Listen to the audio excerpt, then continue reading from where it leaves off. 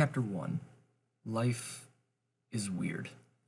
I've tried doing this in the past, these massive projects with limitless scale just brimming with creativity and imagination. Alas, they all fall to the same fate: forgotten. Yes, many projects like this one have succumbed to being dust in the wind, and to this day, I can't really explain why. But I have a pretty good idea. You see, I'm a very ambitious person. I'm always looking towards the future optimistically, practically seeing right in front of my face exactly what I want out of life. It's helped me a lot in the past, and it's taken away a lot of uncertainty that would have surely stressed me out to no end. However, my optimism knows no bounds. This ceaseless ambition causes my sense of scale for these things to spiral out of control, and eventually I'm left with a mountain to climb and a toothpick to do it with. Thus, I get burnt out easily. It happened many times before, and I'm sure it'll happen many times after this. Whether I just get intimidated by my own sense of scale or I lose faith in my creative abilities, I always end up returning to the status quo: eat, sleep, work, repeat. And it's exhausting. These projects, however, are what keep me sharp between the ears.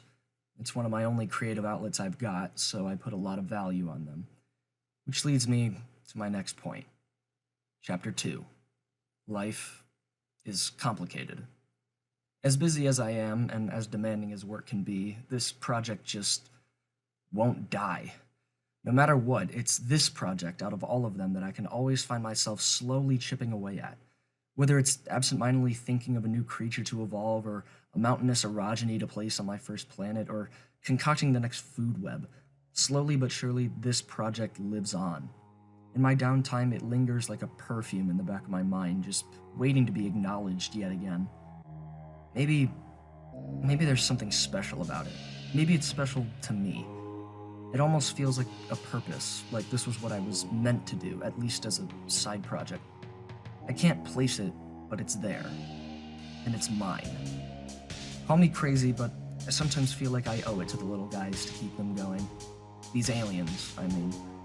I think they're pretty cool, even if they're not making flying cars or mining asteroids yet. But with all that being said, this project is mine. This story and the little aliens that live it are mine. And penultimately, life is mine.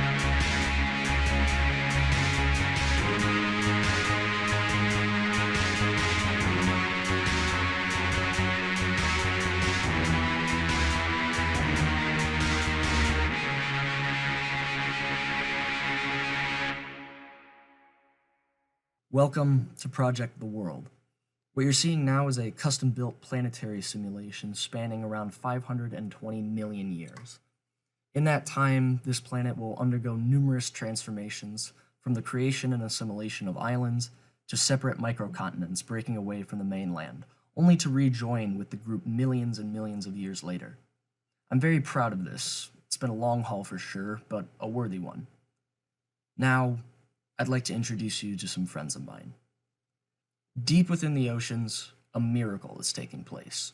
The first signs of life begin to ripple across the sea. Soon, it will diversify into a wide variety of species, destined to harness the stars above and interact with other life forms similar to itself. While this proto-life form is interesting enough, it won't be around for long. Its kin will inherit the world around them and sprout into 4 distinct life forms. While there will certainly be more to be found, these 4 will build the backbone of this world's history. And one of these lineages, or maybe 2 or even 3, will achieve one of the greatest evolutionary feats we've ever seen: sentience. First, let me introduce you to the Claspers. These 4 pointed stars are sessile organisms, meaning that they don't move around much. What sets them apart, though, is their unique defense mechanism of opening and closing their appendages. They're lined with filter-feeding sensory organs to collect detritus and bacteria from the surrounding waters, and, when predators are near, they can close up and hide within their hard outer shells. Next, we have the tentacle skimmers. These Lovecraftian-inspired critters are well-versed for traversing the open ocean in search of prey. Their defining feature is their several retractable tentacles that they use for grabbing, sensing, and consuming their meals. Muscles on the inside of their mouth allow for the retraction, and some loose skin on the sides of their heads allow for a comfortable fit. I think it's safe to say that these creatures are my favorite out of the original four, but for you to decide that, we'll have to continue forward. Up next are the sea worms. Blank canvases for my evolutionary desires, these generalists are perfect for all manner of interesting and strange mutations. They sport 4 eyes surrounding their mouth, allowing them to pick out food from every direction. Personally, I think they're kind of cute. And finally, out of the first 4, we have the spike rollers. Based on real-life urchins, these creatures have a distinctive leaf-like appendage used for filtering seawater and bacteria from its environment. Like the claspers, these creatures don't really have a way to move on their own, but the drag from their quote-unquote feather, for lack of a better word, lets them be pushed and pulled by the ocean current, taking them to new and uncharted places. Like urchins, they're armed with spikes surrounding their central body, but no poison to speak of. They're a cool little species with lots of potential, and they're slowly growing on me. Emotionally, I mean. With all that said, these 4 will compromise all of the important lineages of the world's history. Like I said before, there are more out there, but their lineages may not survive long, or they'll be hunted to extinction, or they're just plain boring. That, and I'm only one dude and can't manage 500 species at once, so we'll just settle for 4 to keep my sanity in check. From here on in, I'll be covering all of the evolutions of these creatures have gone through in rapid succession, as to keep this video somewhat short. In the future, if anything important changes, or if some piece of information becomes relevant, I'll certainly let you all know. With that being said, I welcome you to the open ocean. The first to claim the new niches of life are tentacle scrapers, direct descendants of tentacle skimmers. Instead of swimming per se, they waddle along the ground and use their hardened tentacle tips to scrape out the meat from claspers. To combat predation, spike movers have evolved some pretty impressive features. Their feather now sports its own set of defensive spikes, while small, controlled appendages on the main body are controlled to move the spike mover around very slowly. Another evolved trait is their ability to burrow into the sand to keep their important central body safe while they eat. Sea suckers, evolving from sea worms, have an elongated proboscis used to feast on clasper spores. These tiny claspers are fused shut while they grow, eventually sprouting and becoming full-grown claspers. However, sea suckers exploit this by placing their proboscis around the spore, beating their front fins rapidly, and creating a vacuum effect to suck out the insides. Very effective. With all their pressure on claspers, they had to evolve into something more aggressive. Enter bone dials. These menacing creatures sport spikes all along their ridges and have grown stouter. This allows for more muscles to accumulate at the center, letting bone dials clamp around potential predators with much greater force. And those spikes do the rest of the work. This deterrence lets the smaller filter-feeding wisps catch more food and allow for bone dials to flourish. But when raw power doesn't get you anywhere, fear might. Sand spitters are very good at this, evolving from claspers as well. These creatures have lost the ability to open and close, but instead use their insides as a filter-feeding device. They contract and expand their inner gut to suck in matter from beneath, filter out the food, then expel their waste out of the top. This creates a plume of sand and other matter to scare away predators, and maybe throw some sand in their eyes. Chomper worms have to be my favorite evolved creature from the ocean. Deriving from sea worms, these creatures have evolved a very primitive form of hands.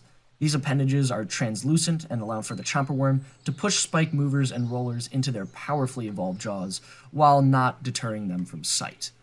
Their flat, grinding teeth allow for the destruction and ignoring of their dangerous spikes, allowing them to tap into a previously unobtained food source. And last but not least, what's an ecosystem without a super predator? The blood splitters herald from their tentacle skimmer ancestors, harnessing the power of the grab and go. 4 main tentacles grab and rip apart prey, while smaller tentacles inside their mouths pull food into their gullet. They're fast, aggressive, and efficient at what they do, making them the top of the food chain in the open ocean.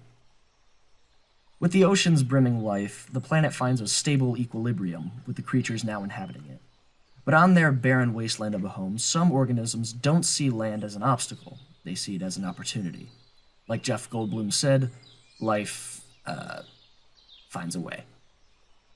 We begin with photoplankton, a multicellular conglomerate of small photosynthetic organisms that form rafts on the surface of the water.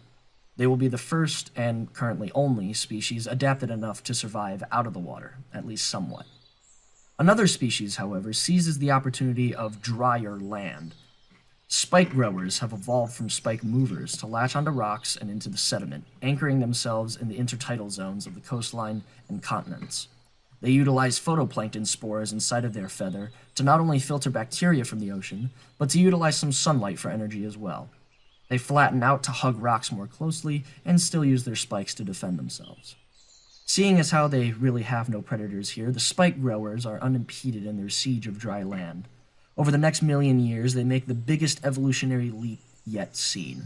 The spike towers have become the largest organisms to inhabit the planet to date. Their once mobile appendages now snake into the ground like roots, pulling in water and nutrients to the primitive plant. Their feathers have grown into tough stalks lined with photosynthetic spores, spikes, and reproductive organs. Their wide, spiked base remains always vigilant of predators. In this time, the photoplankton evolved into a primitive grass, eventually lining the ground of dry land with small, five-pointed sun-eaters. As these quote-unquote plants begin to diversify, more motile species from the ocean will make landfall, such as the munchers. Evolving from chomper worms, these creatures now sport legs, a rough skeletal structure, and more forward-facing eyes. They feast on the grass here, and have turned their translucent appendages into a set of lips to contain the food they eat. They're also really adorable. But we can't leave the two-legged scrapers out of the party. Evolved from tentacle scrapers, these bipedal monstrosities breathe air, hunt, and romp around on the dry land, kicking ass and taking names. They lay their eggs near spike growers in the intertidal zones for some protection, and scrape off leaves and grass from spike towers for food. They do this so well that a species even evolved to specialize into this. Tall scrapers now sport very long necks, hooved feet for stability, and tentacle teeth for moving down high up plant matter. They can no longer protrude their smaller tentacles very far, but they can still pick a spike tower clean if they wanted to. Back to the water for a little bit, raft suckers, evolving from sea suckers, now latch onto photoplankton rafts and feast on them. They hang for days or weeks on a single raft before bleeding it dry and heading off to find a new one. But with all this herbivorism going around, spike growers sought to exploit more of their surroundings in the form of spike bushes. These are lower to the ground photosynthetic machines designed to maximize area over height. They sport numerous leaves to capture sunlight, as well as distinguish between male and female plants. And in the wake of predation, munchers needed better defense mechanisms and fast. To rapidly list some off, tree munchers evolved to climb and reside on top of spike towers, crawling burrowers evolved to dig burrows and hide underground, tiny gnars live under the small canopies of spike bushes, tiny scavengers turn their lips into sharp scrapers used to feast on already dead animals, and grazers grew large to deter predators and pig out on all the grass and spike bush leaves they could. Because of all the new food sources, furious scrapers, from two-legged scrapers, evolved to be fast, rampant predators on dry land. They hunt what they can and kill whatever creature is unfortunate enough to cross paths with it. Back in the ocean, some tentacle scrapers evolved into sand scrapers, ripping apart spike growers and feasting on two-legged scraper eggs for sustenance. These creatures then quickly evolved into ambush piercers, fierce predators that pounce out of the water and jab creatures with their pointy, retractable mouth. They use tactics like burying themselves shallowly in sand, waiting for the perfect time to strike. They also feast on raft suckers for a snack. And from a common ancestor of sand scrapers, walking snappers take on the role of alligators in this world. 2 tentacles make up the top half of the mouth, and 2 make up the bottom. They roam land for a bit before returning to water, looking for anything to satisfy its appetite. But wait, I can hear you thinking, what about claspers? They haven't even made landfall yet. What about them? Well, fear not, my clasper enthusiasts, because your favorite creature gets a very special niche to evolve into. After evolving in relative solace for millions of years, floating scrapers now inhabit the deepest part of the intertidal zone. Not unlike modern-day jellyfish, these creatures scavenge the bits and pieces of mauled animals from above that have sunk to the bottom of the ocean. They slowly float with the current from here to there, sensing with some appendages and leading food into their mouths with others, slowly but surely biding their time for the next evolutionary leap. And that's all of them. Every creature I've concocted since I started this project laid out and summarized for your entertainment. It's been a hell of a journey, and I look forward to taking these creatures far more inland as I continue to work. At times it was hard to keep going, but I pushed through, and I couldn't be prouder with what I've accomplished so far. In the spirit of keeping this project that just won't die alive, I plan on having the next major video be similar to this, running down more evolved creatures I've made, as well as other geological changes I make to the planet. You might be wondering what I plan to actually name the planet in the future, but for that, I leave to my little critters once they become sentient and have their own language. That should be a good time.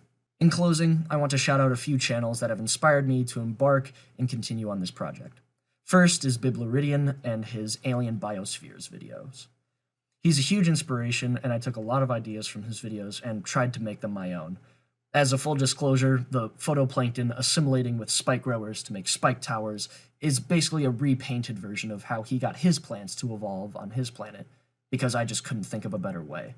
Another channel is Artifexian. His world-building videos are some of the most knowledgeable and new user-friendly videos I've found on the subject, and he alone is responsible for putting me through the hell known as G-Plates, the program I use to make my planet. Without him, I wouldn't have a place for my little guys to grow and flourish, so I thank him dearly. And finally, I want to thank you, the viewer, if you're still watching. You just had to listen to a crazy guy ramble for 17 minutes about fake worlds and made-up creatures. And if you gotten to this point, that means you've probably enjoyed it. I'd ask you then to leave a like and a comment if you feel so inclined, expressing your thoughts on the matter. I'm always looking for new ideas, and really anyone to talk to about this project of mine. And if you really, really liked what you heard today and are excited for more, hit the subscribe button to stay tuned. I'll try not to disappoint. Anyways, that's all that I have for today. Thank you so much for watching, and I'll see you next time.